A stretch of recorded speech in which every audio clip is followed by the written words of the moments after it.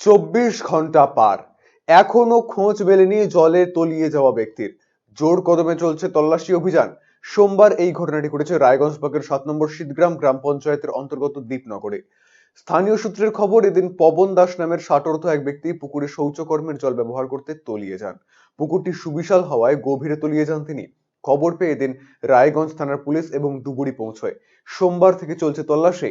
শেষ পাওয়া খবর অনুযায়ী মঙ্গলবার দুপুর পর্যন্ত তার কোনো খোঁজ মেলেনি বলে ঘটনায় উদ্বেগ ছড়িয়েছে এলাকায়।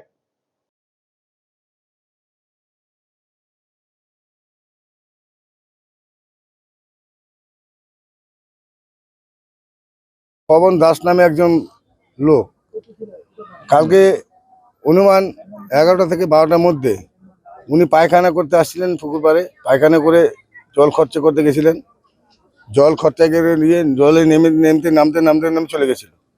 তারপর কিছু লোক দেখে বলে জলে ডুবে গেছে।